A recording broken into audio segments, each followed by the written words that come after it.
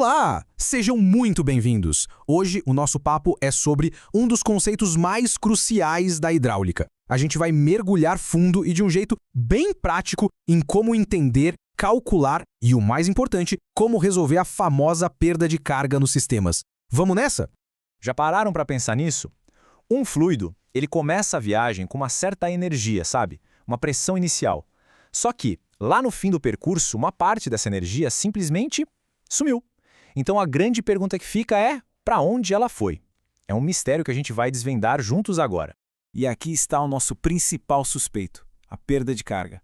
É ela a responsável por essa energia que se dissipa. A gente pode pensar nela como uma força invisível, sabe? Que é causada pelo atrito do fluido raspando nas paredes do tubo e também pela turbulência que se forma no caminho. No fim das contas, é ela que rouba a pressão do sistema. Então, vamos chamar esse fenômeno pelo que ele realmente é, um verdadeiro ladrão de energia. Ele age ali, quietinho, de forma oculta, mas o impacto dele no desempenho de qualquer sistema de bombeamento é gigantesco. E o mais curioso é que a energia não some de verdade, né? Na física, nada se perde, tudo se transforma. A energia de pressão, por causa do atrito, vira calor. E qual o resultado prático disso tudo? Menos pressão, menos força lá no ponto de entrega, que é exatamente onde o fluido precisava chegar com potência total. E olha só, esse nosso ladrão de energia, ele tem dois jeitos de agir, duas táticas diferentes. É fundamental a gente conhecer esses métodos para poder combater. Vamos entender então como isso se divide em perda distribuída e perda localizada. Aqui a gente vê a diferença bem clara. A perda distribuída é como se fosse um imposto contínuo, sabe? Cobrado a cada metro de tubo por causa do atrito. Já a perda localizada é uma pancada. É uma perda súbita de energia que acontece em pontos bem específicos. Coisas como curvas, válvulas, tudo que bagunça o fluxo e cria aquela turbulência. Então, onde é que a gente tem que procurar por esses ladrões de energia localizada? Bom, em válvulas, curvas, joelhos, conexões tipo T, reduções, cada um desses elementos funciona como um obstáculo. Eles forçam o fluido a mudar de direção ou de velocidade de repente, e isso gera turbulência. E onde tem turbulência, tem uma perda de energia bem significativa.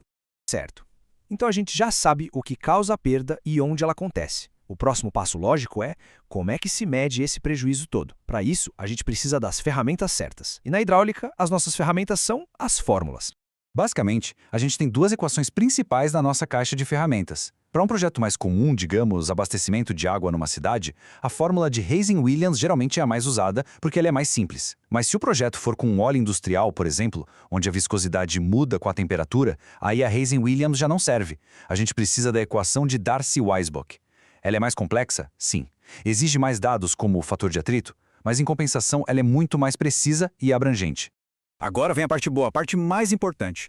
Se a gente consegue medir a perda, a gente também consegue lutar contra ela. Vamos ver agora algumas estratégias bem práticas para minimizar o impacto desse ladrão de energia e deixar os nossos sistemas muito mais eficientes. Temos aqui 3 passos que são fundamentais. Primeiro, a rugosidade. Só de escolher tubos de PVC que são bem lisinhos em vez de um tubo de ferro antigo e corroído, a gente já reduz o atrito drasticamente. Segundo, o traçado. Um projeto com menos curvas, mais reto, é sempre mais eficiente. Cada curva que a gente consegue eliminar é uma vitória contra a turbulência. E terceiro, a seleção dos acessórios. Optar por uma válvula de passagem plena no lugar de uma válvula globo, por exemplo, faz uma diferença enorme na perda localizada. A seleção inteligente de cada pecinha é o que conta. Entender tudo isso não é só teoria, não. É a base para a gente projetar sistemas hidráulicos que realmente funcionam no mundo real e que funcionam de forma eficiente e segura. Vamos ver como tudo se conecta na prática. E chegamos no ponto crucial. Não adianta nada ter um projeto lindo no papel se a bomba não tiver força suficiente para vencer toda a resistência do sistema. E o que é essa resistência? É basicamente a perda de carga total. A bomba precisa ter energia para levar o fluido do ponto A ao B e ainda por cima compensar toda essa energia que foi perdida no meio do caminho. Então, o primeiríssimo passo em qualquer projeto de bombeamento é esse: somar tudo. A gente calcula a perda distribuída ao longo de todos os canos e depois soma com a perda localizada de cada válvula, de cada curva, de cada conexão. Com esse número final, com a perda de carga total em mãos, aí sim a gente vai para a próxima fase. Agora dá para saber exatamente quanta energia, quanta potência a bomba precisa ter para vencer essa resistência toda e ainda entregar a vazão que a gente precisa lá no final. E este é o grande objetivo. Um cálculo bem feito leva à escolha certa da bomba, e isso garante um sistema que não apenas funciona, mas que funciona bem, sem desperdiçar energia e de forma segura, sem aquele risco de falhar porque foi mal dimensionado. Para a gente fechar, fica essa reflexão.